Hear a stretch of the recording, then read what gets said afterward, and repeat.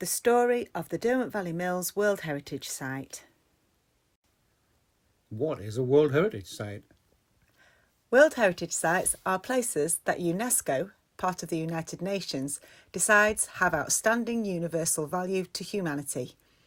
This means they are special, valuable and unique and belong to all the people of the world, no matter where they live. World Heritage Sites are from the past and still survive today. We want to protect them and preserve them for the future. There are sites all around the world. Some are natural, like the Virunga National Park in Congo, protecting the mountain gorillas, or the Jurassic Coast in Dorset and East Devon, UK, where there are lots of dinosaur fossils. Other sites are cultural, to do with buildings and ways of life, like the pyramids in Egypt, the Taj Mahal, India, or Stonehenge in the UK. Patrimonito, our heritage guardian, can tell you lots more about this at www.whc.unesco.org/en/patrimonito/. So why are the Derwent Valley Mills a World Heritage Site, and where are they? In the 1700s, mills in the Derwent Valley used water to turn water wheels, which powered machines to spin cotton and silk. It was the first time this had happened on a large scale anywhere in the world. They were the world's first factories and changed how things are made, how we live and how we work forever. These mills are in Derbyshire in the UK. The River Derwent runs in a valley from north to south, and the mills sit along it or near it from Matlock Bath in the north through Cromford, Belper, Milford, Darley Abbey and into Derby. Why is it special? Because of the water power.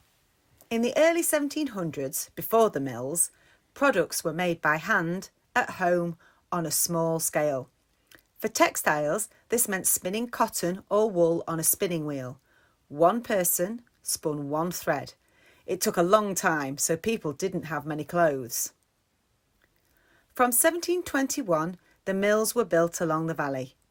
They were powered by water wheels, so they could run all the time using flowing water, often from the River Derwent. New inventions, like Richard Arkwright's water frame, spun hundreds of threads of cotton all at once. Production was moved to a factory system, where each part of the process was done by a different person and machine. Spinning cotton became fast, products were cheaper, and mill owners made large profits. We still use the factory system today to mass produce everything from cars, computers and toys to thread. The Industrial Revolution brought many benefits, but also problems, like burning fossil fuels which can damage our environment. The cotton trade and enslaved people. Where did the cotton come from? The raw cotton mainly came from plantations in the southern states of North America, the northern countries of South America and the Caribbean. The cotton was picked and processed by enslaved African people. The mill owners profited from this transatlantic slave trade, as did much of the UK. This cruel triangle of trade devastated generations of African families, and its influence is still felt today. Why is it special? Because it changed lives. In the early 1700s, the UK mainly had small villages and farms.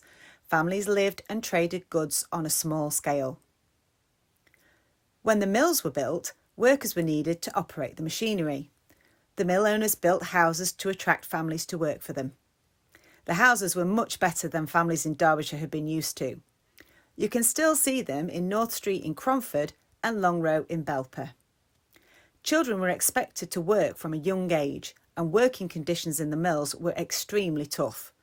Mill owners wanted children to be able to read and write. They had schools in the mill attics and later built schools so that everyone knew their 3 R's: reading, writing, arithmetic. Cotton mills often burned down. All the dry cotton fibres, lighting provided by candles and lamps, and wooden framed buildings were a recipe for disaster. Inventor William Strutt built the first iron framed buildings that wouldn't catch fire. These metal frames allowed people to build taller and taller buildings. William's ideas helped us to develop skyscrapers. The changes here helped start an industrial revolution, which was copied all around the world. Why is it special? Because of the landscape. Before the mills were built, the Derwent Valley had small farms and woodland with a few villages and houses. In the 1700s, changes were made to the landscape by the different industries, including textiles, nail making, quarrying and lead smelting. Houses for workers were built too. Later on, special parks and gardens were also created.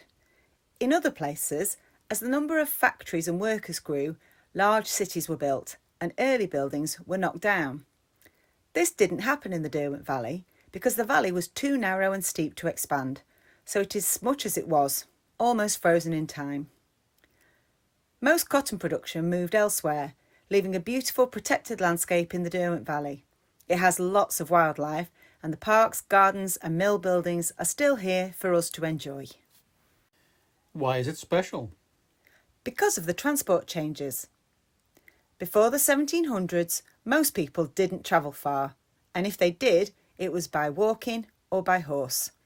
Products had to be moved by pack horses. The cotton spun in the Derwent Valley Mills was being made in huge amounts and had to be moved out of the valley to be woven into fabric. Over time, roads were improved with toll roads and stagecoaches. Then the Cromford Canal was built, mainly moving coal and limestone across the country. Later, steam trains and tramways allowed not just products, but people to travel further and faster. Today, we still use the same road and rail routes, although the cars and trains are even faster. There are early railway workshops to see by the canal, and a boat runs on it, but now it is for visitor trips, not moving goods.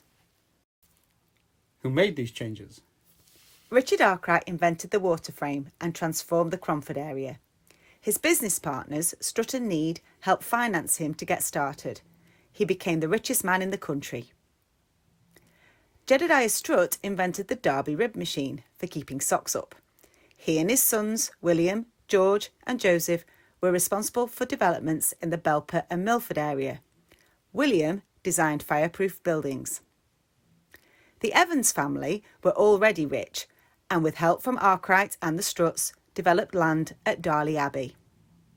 Thomas, Henry and John Lom were responsible for the developments of the silk mill in Derby, considered to be the world's first factory. Although the original building is gone, their heritage of making continues in the city with the new Museum of Making on the site. Want to find out more? Come and visit us. There are lots of places to visit where you can find out more about the amazing engineers, inventions, creations and communities that make up this World Heritage Site. Why not visit by train? The Derwent Valley Rail Line stops just a short distance from most of the key visitor sites, with group fares available. Sir Richard Arkwright's Mass and Mills at Matlock Bath have a working museum as well as shops and a great view of the River Derwent Gorge. Cromford Mills are Arkwright's first mills, where there is an exhibition and a digital Arkwright experience where you can meet Sir Richard. There are also activities in the mill yard and a cafe.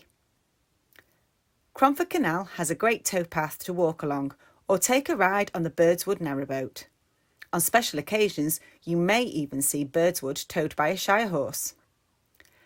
High Peak Junction Railway workshops are amongst the oldest in the world. Here you can find out how trains were looked after, how goods were taken from the canal up the steep incline to Middleton Top and over the hills. From here, you can walk to Cromford along the towpath or walk up the incline and hire a bike at Middleton Top.